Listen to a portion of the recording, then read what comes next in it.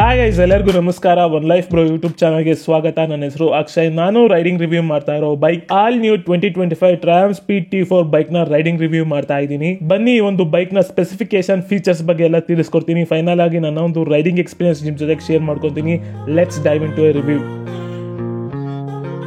ಮೊದಲನೇದಾಗಿ ಹೆಡ್ಲೈಟ್ ವಿಚಾರಕ್ಕೆ ಬಂದಾಗ LED headlight with day time running light ಜೊತೆ ಬರುತ್ತೆ. ಈ ಒಂದು ಹೆಡ್ಲೈಟ್ ಸಕ್ಕತ್ತಾಗಿ ಕಾಣುತ್ತೆ. ಇಂಡಿಕೇಟರ್ಸ್ ವಿಚಾರಕ್ಕೆ ಬಂದಾಗ 4 ಇಂಡಿಕೇಟರ್ಸ್ LED ಲೈಟ್ಸ್ ಜೊತೆ ಬರುತ್ತೆ. ಟೈಲ್ ಲೈಟ್ ವಿಚಾರಕ್ಕೆ ಬಂದಾಗ LED ಟೈಲ್ ಲೈಟ್ ಬರುತ್ತೆ. ಸಕ್ಕತ್ತಾಗಿದೆ ಅಂತಾನೆ ಹೇಳ್ಬೋದು ಡಿಸೈನ್. ಸ್ಪೀಡೋಮೀಟರ್ ವಿಚಾರಕ್ಕೆ ಬಂದಾಗ ಡಿಜಿಟಲ್ ಪ್ಲಸ್ ಅನಲಾಗ್ ಸ್ಪೀಡೋಮೀಟರ್ ಬರುತ್ತೆ. ಅನಲಾಗ್ ಮೀಟರ್ ನಲ್ಲಿ ಸ್ಪೀಡ್ ನ ತೋರಿಸುತ್ತೆ. Trip metre, odometer, fuel gauge, gear position indicator ಎಲ್ಲ ಡಿಜಿಟಲ್ ನಲ್ಲಿ ತೋರಿಸುತ್ತೆ. ಕನ್ವೀನಿಯನ್ಸ್ ವಿಚಾರಕ್ಕೆ ಬಂದಾಗ ಟೈಪ್ ಸಿ ಚಾರ್ಜಿಂಗ್ ಪೋರ್ಟ್ ಕೊಟ್ಟಿದ್ದಾರೆ. ಬೈ ಕಂಪನಿನೇ ಬೈ ಡಿಫಾಲ್ಟ್ ಬೈಕಿಗೆ ಕ್ರಾಶ್ ಗಾರ್ಡ್ ನ ಪ್ಲೇಸ್ಮೆಂಟ್ ಮಾಡಿದ್ದಾರೆ.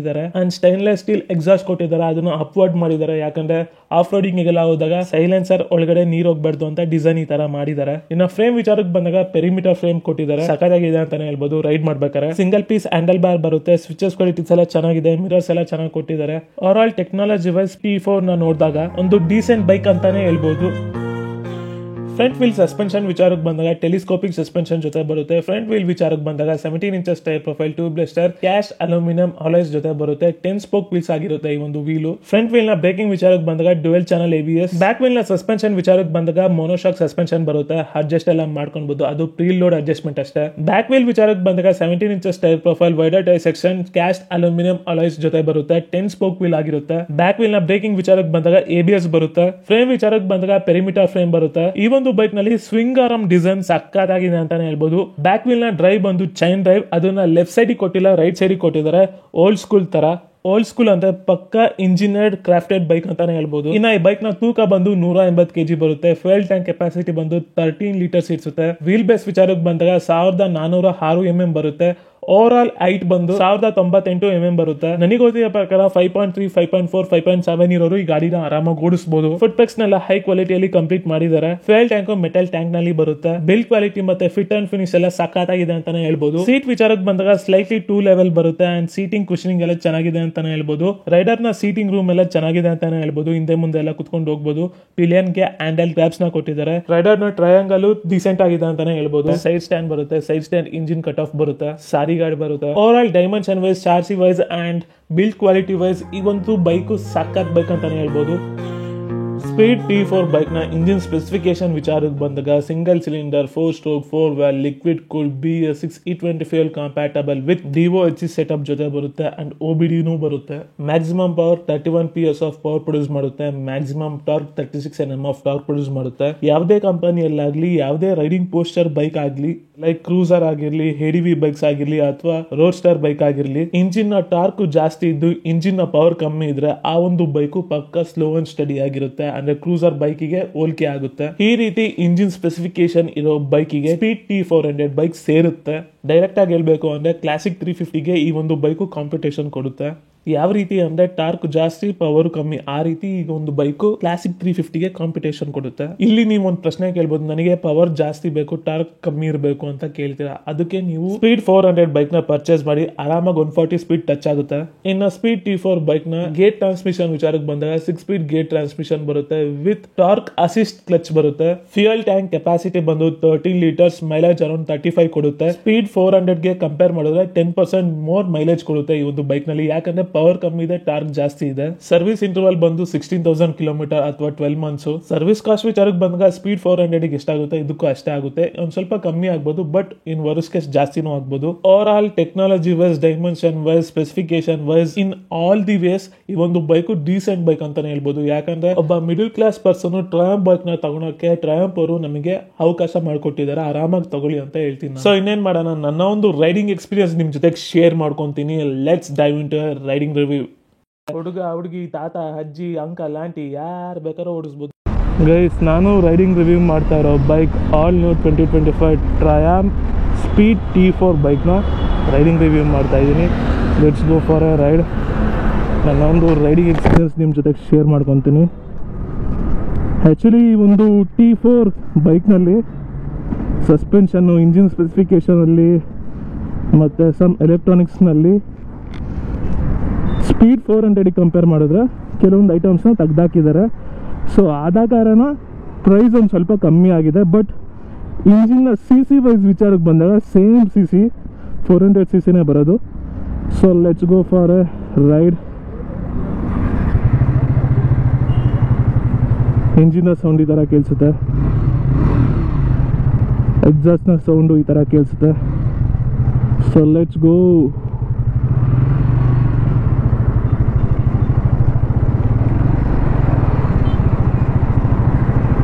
ಸ್ಪೀಡ್ 400 ಕಂಪೇರ್ ಮಾಡಿದ್ರೆ ಡಿಫ್ರೆನ್ಸ್ ಆರಾಮಾಗಿ ಗೊತ್ತಾಗುತ್ತೆ. ಅದು ಸಸ್ಪೆನ್ಷನಲ್ಲಿ.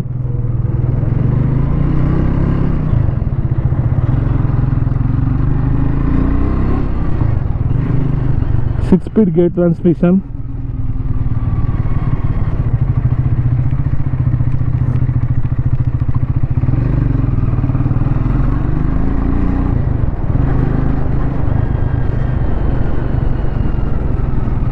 ರೈಡರ್ ಟ್ರಯಾಂಗಲ್ ಎಲ್ಲ ಚೆನ್ನಾಗಿದೆ, ರೈಡಿಂಗ್ ಪೋಸ್ಚರ್ ಚೆನ್ನಾಗಿದೆ, ವೈಡ್ ಹ್ಯಾಂಡಲ್ ಬಾರು.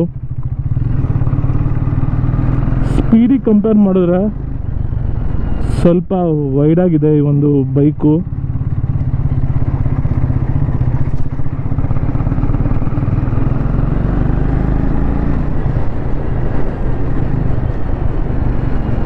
ಪಿಕಪ್ಪು ಚೆನ್ನಾಗಿದೆ. ಬಟ್ ಈ ಒಂದು ಬೈಕ್ನಲ್ಲಿ ಟಾರ್ಕ್ ಜಾಸ್ತಿ ಇದೆ, ಪವರ್ ಕಮ್ಮಿ ಇದೆ. ಟಾರ್ಕ್ ಕಮ್ಮಿ ಇದ್ದು ಪವರ್ ಜಾಸ್ತಿ ಇದ್ದರೆ ಟಾಪ್ ಸ್ಪೀಡ್ ಆರಾಮಾಗಿ ಟಚ್ ಆಗುತ್ತೆ. ಬಟ್ ಈ ಒಂದು ಬೈಕ್ನಲ್ಲಿ ಟಾರ್ಕ್ ಜಾಸ್ತಿ ಇದೆ, ಪವರ್ ಕಮ್ಮಿ ಇದೆ. ಸೊ ಇದೇನಿದ್ರು ನಾರ್ಮಲಿ ಸಿಟಿ ಯೂಸೇಜ್ಗೆ ಚೆನ್ನಾಗಿರುತ್ತೆ, ಮೈಲೇಜ್ ಚೆನ್ನಾಗಿ ಕೊಡುತ್ತೆ, 35 ಆರಾಮಾಗಿ ಕೊಡುತ್ತೆ.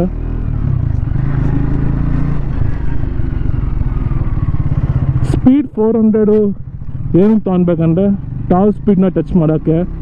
ಆರಾಮಾಗಿ ಅದು 140 150 ಆರಾಮಾಗಿ ಹೋಗುತ್ತೆ. ಬಟ್ ಈ ಒಂದು ಬೈಕು ಲಿಮಿಟೆಡ್ 130ಗೆ ಆರಾಮಾಗೆ ಕ್ರೂಸ್ ಮಾಡ್ಕೊಂಡು ಹೋಗ್ಬೋದು.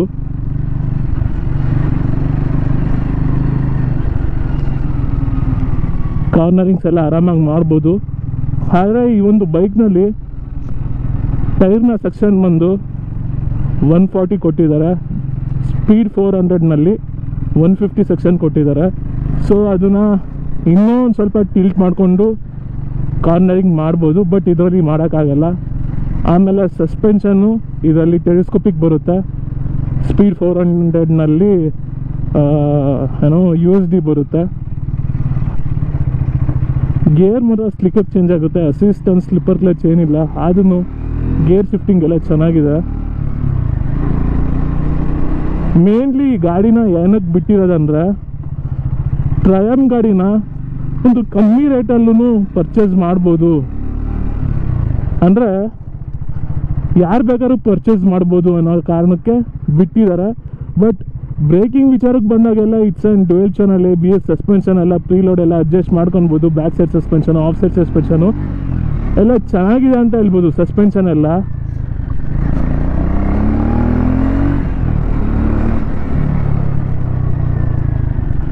ಬ್ರೇಕಿಂಗ್ ಕ್ವಾಲಿಟಿ ಎಲ್ಲ ಸ್ಪೀಡ್ 400ಅಲ್ಲಿ ಯಾವ ಥರ ಇದೆಯೋ ಅದೇ ಥರ ಇದೆ. ಬಟ್ ಟ್ರ್ಯಾಕ್ಷನ್ ಕಂಟ್ರೋಲ್ ಸಿಸ್ಟಮ್ ಈ ಒಂದು ಬೈಕ್ನಲ್ಲಿ ಬರಲ್ಲ. ಆರಾಮಾಗಿ ಸಿಟಿಯಲ್ಲಿ ಯೂಸೇಜ್ ಮಾಡ್ಕೊಂಡು ಹೋಗ್ಬೋದು. ನೋಡಿ ಈ ಥರ ಆರಾಮಾಗಿ ಓಡಿಸ್ಬೋದು.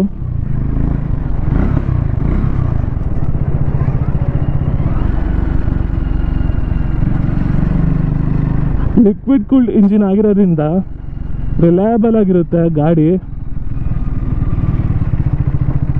ಈ ಥರ ಕಾರ್ನರಿಂಗ್ ಎಲ್ಲ ಮಾಡ್ಬೇಕಾದ್ರೆ 150 ಸೆಕ್ಷನ್ ಇದೆ ಚೆನ್ನಾಗೆ, ಬಟ್ ಅಪ್ಗ್ರೇಡ್ ಮಾಡ್ಕೊಳ್ಬೋದು. ಸಿಟಿ ಯೂಸೇಜಲ್ಲಂತೂ ತುಂಬಾ ಚೆನ್ನಾಗಿದೆ. ಹಿಂಗೆ ಬ್ರೇಕ್ಸ್ ಎಲ್ಲ ಚೆನ್ನಾಗಿದೆ ಅಂತಲೇ ಹೇಳ್ಬೋದು.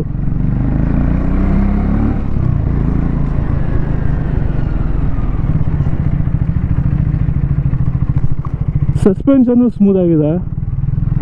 ಬ್ಯಾಕ್ ಸೈಡ್ ಸಸ್ಪೆನ್ಷನ್ ಇನ್ನೊಂದ್ಸಲಿ ನೋಡೋಣ.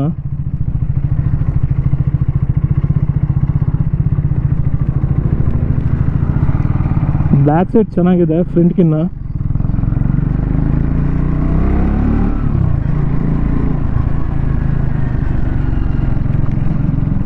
ನೋಡಿ ಯೂ ಟರ್ನ್ ಎಲ್ಲ ಯಾವ ಥರ ತಾನ್ಬೋದು ಅಂತ ನೋಡಿ.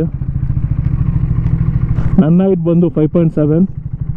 ಆರಾಮಾಗಿ ನನ್ನ ಕಾಲು ನೆಲಕ್ಕೆ ಟಚ್ ಆಗುತ್ತೆ, ಫ್ಲ್ಯಾಟ್ ಫುಟ್ ಆಗುತ್ತೆ ಯೂ ಟರ್ನ್ ತಾನ್ಬೇಕಾರೆ. ಹೆವಿ ಲೈಟ್ ವೆಯ್ಟ್ ಇದೆ, ಆದರೆ ಈ ಗಾಡಿಯ ತೂಕ ಬಂದು 180 kg ಇದೆ. ಈಗ ನಿಲ್ಲಿಸ್ತೀನಿ ಇಲ್ಲಿ. ನನ್ನ ಹೈಟ್ ಬಂದು 5.7. ನನ್ನ ಎರಡೂ ಕಾಲೂ ಫ್ಲ್ಯಾಟ್ ಫುಟ್ ಆಗ್ತಾ ಇದೆ. ಏನು ಟ್ರಾಫಿಕಲ್ಲಿ ನಿಲ್ಲಿಸಿದ್ರೆ ತುಂಬಾ ಕಂಫರ್ಟಬಲ್ ಆಗಿರುತ್ತೆ.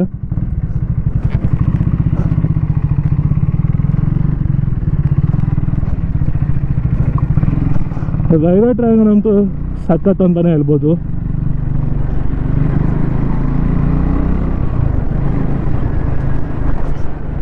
ಐ ಥಿಂಕ್ ಸ್ಪೀಡ್ 400 ಯಾರಿಗೆ ಆ ಒಂದು ಪ್ರೈಸ್ ಕೊಟ್ಟು 400cc ತಗೊಳಕ್ಕಾಗಲ್ವೋ ಅವರು ಈ ಗಾಡಿನ ಆರಾಮಾಗಿ ತಗೊಳ್ಬೋದು. ಯಾಕಂದರೆ it's an like cruiser bike, road star bike ಥರ ಬಾಡಿ ಟೈಪ್ ಕೊಟ್ಟಿದ್ರು ಇಂಜಿನ್ನ ಪವರ್ ವೈಸು ಮತ್ತು ಟಾರ್ಕ್ ವೈಸ್ ನೋಡಿದಾಗ it's an cruiser bike. City ಯೂಸೇಜ್ಗಂತೂ ಹೇಳಿ ಮಾಡಿಸ್ದಂಗಿದೆ ಅಂತಲೇ ಹೇಳ್ಬೋದು. ಸೊ ನೋಡಿ, ಹೋಗೋದು ಬರೋದು ಒಂದೇ ರೋಡು. ಮಿರರ್ಸ್ ಎಲ್ಲ ಚೆನ್ನಾಗಿ ಕಾಣ್ತಾ ಇದ್ದಾವೆ, ವೈಬ್ರೇಷನ್ಸ್ ಏನಿಲ್ಲ.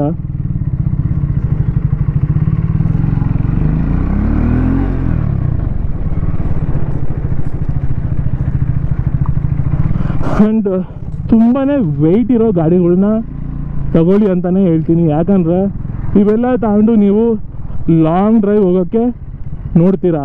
ಆ ಟೈಮಲ್ಲಿ ತುಂಬಾ ಲೈಟ್ ವೆಯ್ಟ್ ಆಗಿದ್ರೆ ಗಾಡಿಗಳು ಏನಾಗುತ್ತೆ ಅಂತ ಹೇಳ್ತೀನಿ. ಈಗ ಹೈವೇಯಲ್ಲಿ ನೀವು 120 ಕ್ರೂಸ್ ಮಾಡ್ತಿರ್ತೀರ ಈ ಬೈಕ್ನಲ್ಲಿ. ಮುಂದ್ಗಡೆ ಲಾರಿ ಇರುತ್ತೆ, ಅದೊಂದು 100 km ಸ್ಪೀಡಲ್ಲಿ ಇರುತ್ತೆ ಅಂದ್ಕೊಳ್ಳಿ. ಸೊ ಅದನ್ನು ವಿನ್ನ ಏನು ಪುಷ್ ಮಾಡಿಕೊಂಡೇ ಬರ್ತಿರುತ್ತೆ ಮುಂದ್ಗಡೆ. ಸೊ ಆ ಟೈಮಲ್ಲಿ ನೀವು ಪಕ್ಕ ಹೋದಾಗ ಆ ವಿಂಡು ನಿಮಗೆ ತಗಲುತ್ತೆ, ಕರೆಕ್ಟಾ?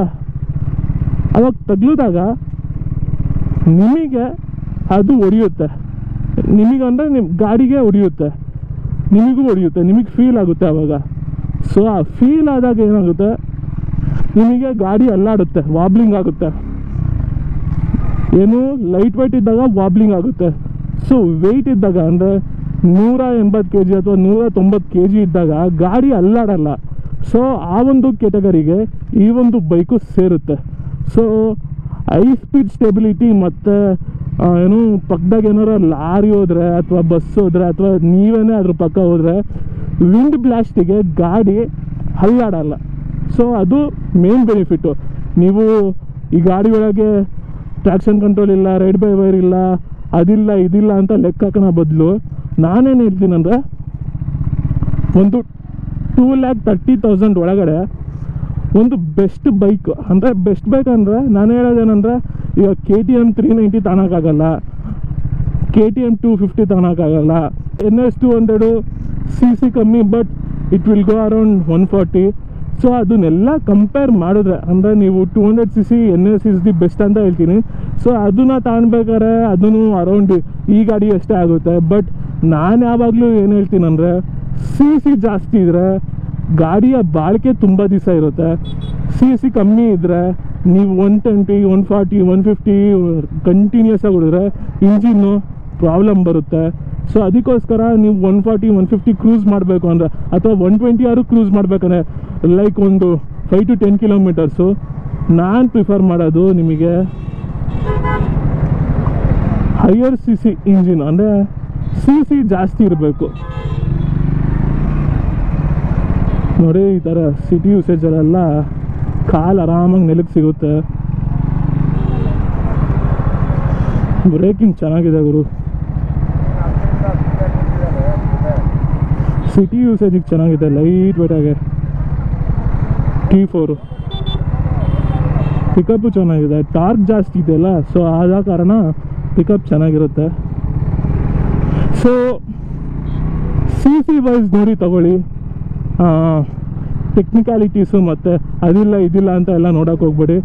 ನನ್ನ ಪ್ರಕಾರ ಸ್ಪೀಡ್ 400 ಸುಮ್ಮನೆ ದುಡ್ಡು ಜಾಸ್ತಿ ಅಷ್ಟೇ ಅದು.